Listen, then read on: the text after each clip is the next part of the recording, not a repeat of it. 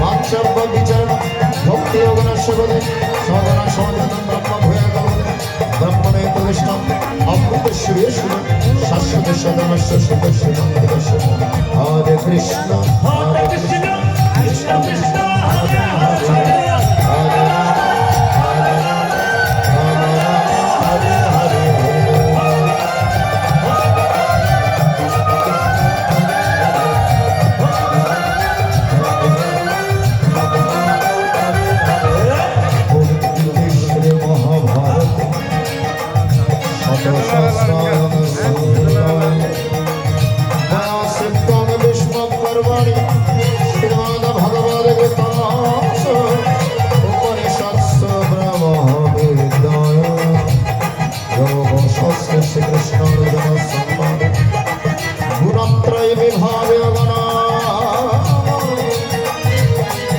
চতুর্দশ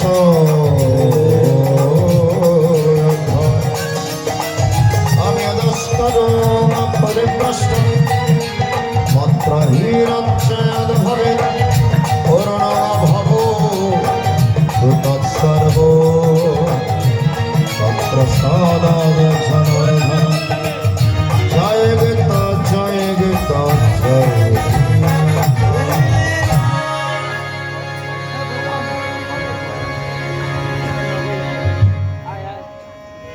হাতির দাঁতে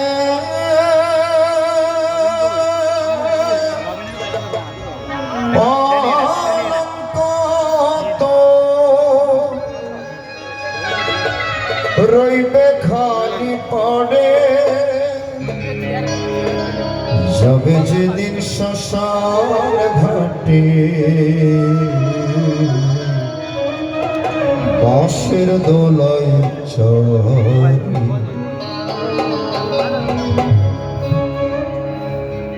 রূপন রায় মহোদয়ের সহধর্মিনী এই গানটি অনুরোধ করেছেন। হাতির দাঁতের পালঙ্ক ছেড়ে বাঁশের পালঙ্কে উঠতে হবে নাকি? এই জন্য যত বেশি বেশি শেষের দিনের কথা চিন্তা করবেন তত বেশি বেশি আমার আপনার মন ঈশ্বরমুখী হবে, কৃষ্ণমুখী হবে। একটি কথা মনে পড়ে, এক জমিদার বাবু বাড়ি ঝাড়ু দিচ্ছেন এক কাজের মেয়ে। হরিবল হরিবল। জমিদার বাবু বলছেন আমার বেডরুমটা একটু ঝাড়ু দিয়ে আসো তো। তখন কাজের মেয়েটি বেডরুম ঝাড়ু দিতে দিতে বেডের মধ্যে খাটের সেগুন খাটের পালঙ্কের বেডের মধ্যে যখন একটু হাত পড়েছে তখন অবাক হয়ে গেল, হাইরে এত আরাম, এত আরামের বিছানা তো আর দেখিনি। তো ওইটা ঝাড়ুটা ফেলে রেখে দুই হাত দিয়ে একটু চেপে চেপে দেখছে। সারা জীবন তো মাটিতে শুয়ে কাটিয়ে দিয়েছে, গরিব করে মেয়ে, এত আরাম, একদম হাত দিলে ঢুকে যাচ্ছে, ভেতরে ঢুকে যাচ্ছে। একটু বসে দেখি, জীবনে তো কখনো এরকম আরাম বেড দেখে। তো মেয়েটা একটু বসে দেখি বেশ আরামটা, একটু শুয়ে দেখি, একটু শুয়ে দেখেছে, এত আরাম, একদম ঘুম, নাক ডাকছে। জমিদার বাবু এদিকে চিন্তা করলেন 20 মিনিট 30 মিনিট হয়ে গেছে, 5 মিনিটের কাজ, একটু ঝাড়ু দিয়ে আসবে। এই মেয়েটি বেডরুমে এতক্ষণ কি করছে? জমিদার বাবু এসে দেখে জমিদার বাবু বেডের মধ্যে মেয়েটি নাক ডেকে ঘুমাচ্ছে। ও তাই করতে এসছ? তো ঝাড়ুটা নিয়ে 2-3 বারই যখন দিয়েছে তখন ওই কাজের মেয়েটি হাঁপ ছেড়ে উঠে মন খারাপ না করে হাসতে শুরু করে। জমিদার বাবু বলছেন, এ মেয়ে, আমি তোমাকে মায়ের দিচ্ছি, আঘাত করছি, তুই হাসছিস কেন? কান্না না করে হাসছিস কেন? বলে বাবু একটি কথা মনে পড়েছে, একটি কথা মনে এসছে, এই জন্য হাসছি। বলে কি কথা মনে এসছে? বলে বলবো, আপনি মাইন্ড করবেন না? বলো না মাইন্ড করবেন, বল তোমার মনে কি আসছে? বলে আমি 2-3 মিনিট এই বেড বিছানায় আরাম করে এতটুকু সেই কিসের বাড়ি, ঝাঁটার বাড়ি আমার কপালে জুটেছে। আপনি এই বিছানায় যে সারা জীবন আরাম করেছেন, আপনার কপালে কত বাড়ি যে ওইখানে জমা হয়ে গিয়েছে, এই চিন্তা করে আমার হাসি। আরাম হারাম হ্যাঁ, আরাম হারাম হ্যাঁ। বিজ্ঞানে বলছেন বেশি আরামের বিছানা ভালো নয়। একটু শক্ত বিছানায় শুইলে আপনার দেহ ঠিক থাকবে। এই জন্য আরাম হারাম হয়। কারণ একদিন সেগুন খাটের আরামের বিছানা থেকে নামিয়ে আপনাকে বাঁশের খাটেই নিত। তখন যখন এই দেহ থেকে আত্মাটা চলে যাবে, যখন এই দেহ থেকে আত্মা চলে যাবে, আপনাকে আপনার বিল্ডিং এ রাখবে তো, গেট আউট তাড়াতাড়ি বের করো। বেশিক্ষণ ঘরে রাখলে অমঙ্গল হবে। মায়েরা ভালো করে গোবরের ছিটা দেন। সেই প্রেয়সী দিবে ছড়া অমঙ্গল হবে বলে ভেবে দেখ মন, কেউ কারণ মিছে ভ্রম ভূমণ্ডলে, ভেবে দেখ মন কেউ কারণ। সাধক রামপ্রসাদের সেই প্রেয়সী দিবে ছড়া অমঙ্গল হবে বলে যখন আত্মা চলে। আত্মা যখন ছিল সবকিছুর মালিক ছিলাম, মালিকানাও ছিল। আত্মা চলে গিয়েছে, মালিকানাও চলে গেল। আত্মা যখন ছিল এই দেহ পবিত্র ছিল, ঠিক কিনা? আত্মা চলে গিয়েছে, এই দেহ আর পবিত্রতাই নাই। স্পর্শ করলে স্নান করতে হচ্ছে, আমি অপবিত্র হয়ে গেছি। এই জন্য যাবে যেদিন শ্মশান ঘাটে, বাঁশের দোলাই হাতির দাঁতে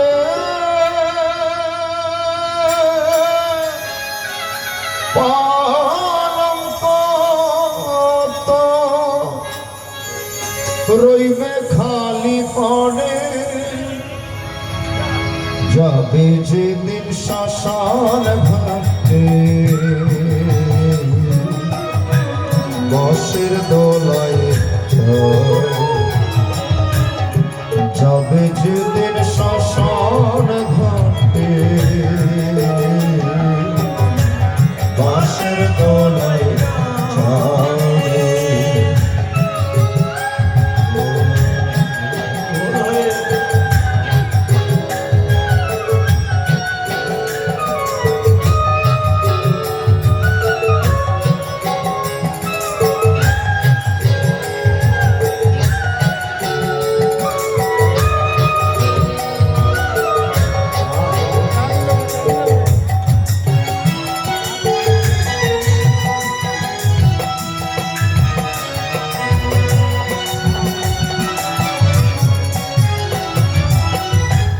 সঙ্গে দেবে এক মুঠোতি গোটা কয়েক কোটি,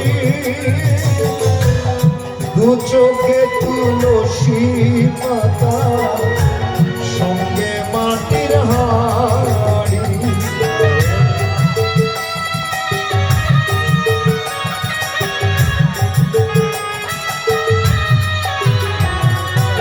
মায়েরা স্বর্ণ লঙ্কার নিয়ে যেতে পারবেন তো? টাকা পয়সা নিয়ে যেতে পারবেন? বাড়ি গাড়ি সঙ্গে যেতে পারবেন? তাহলে কি নিয়ে যাবেন? বলে দিয়েছে সঙ্গে দেবে এক মুঠোতি গোটা কয়েক কোটি, দু চোখে তুলসী পাতা,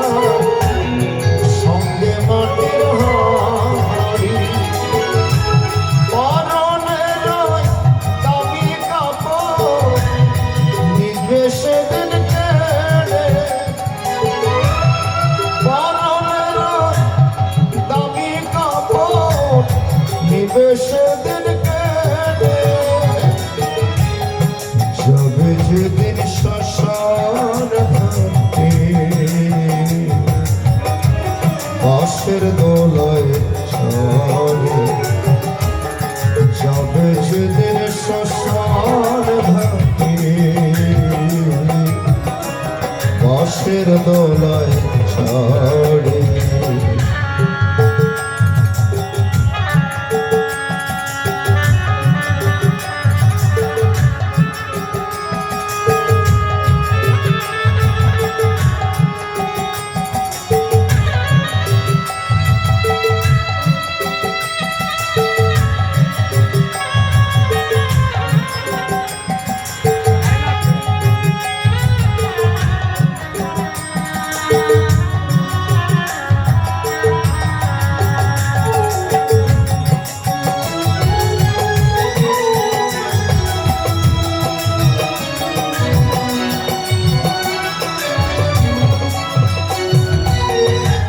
যে ছেলেটি প্রথম তোকে ডেকেছিল পিতা, শ্মশান ঘাটে সেই ছেলে তো জ্বলবে রে তোর চিতা।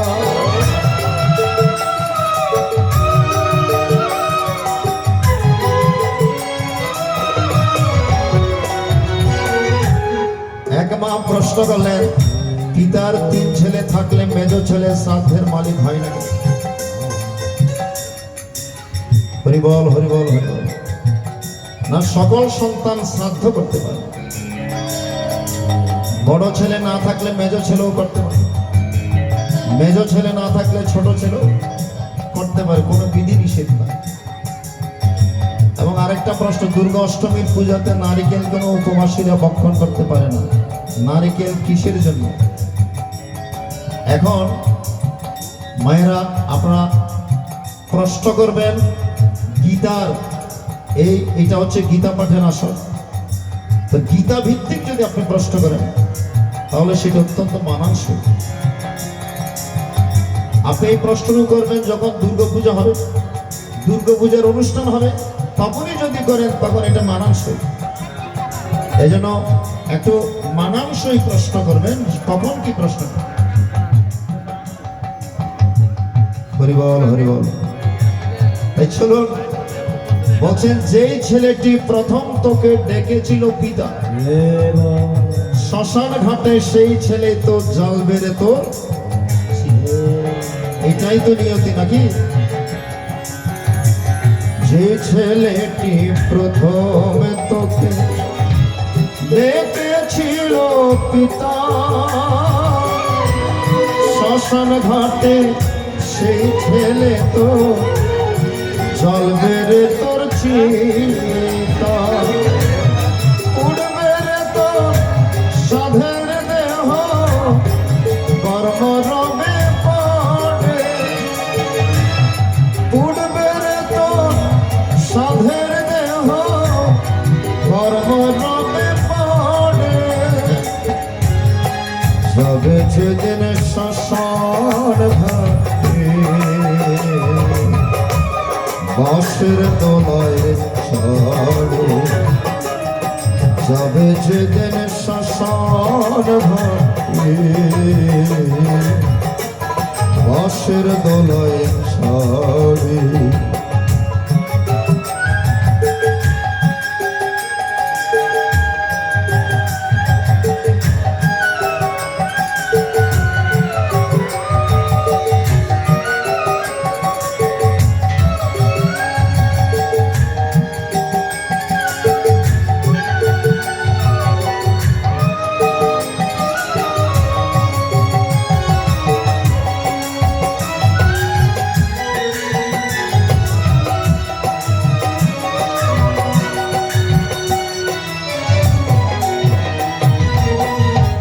পরকে আপন ভেবে রে তো বাঁধলি সুখের ঘর, দয়াল রে তো পরম আর তো সবই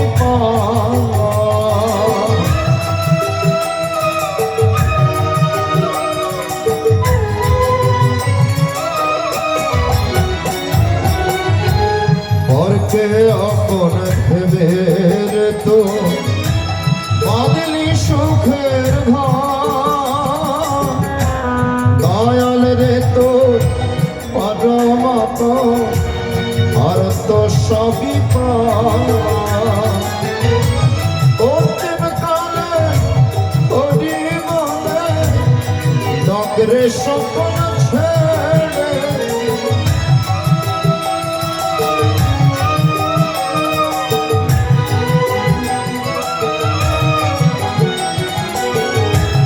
অন্তিম কালে হরি বলে নগরে সকল ছেড়ে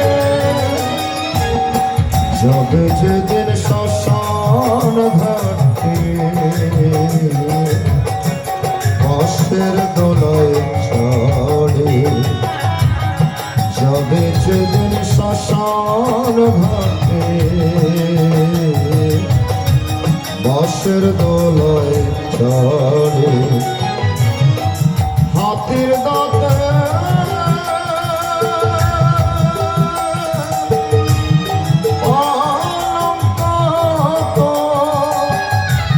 রইবে খালি পড়ে যাবে যেদিন শ্মশান ঘাটে বাঁশের দোলায় চড়ে যাবে যেদিন শ্মশান ঘাটে বাঁশের দোলায় চড়ে যাবে যেদিন শ্মশান ঘাটে বাঁশের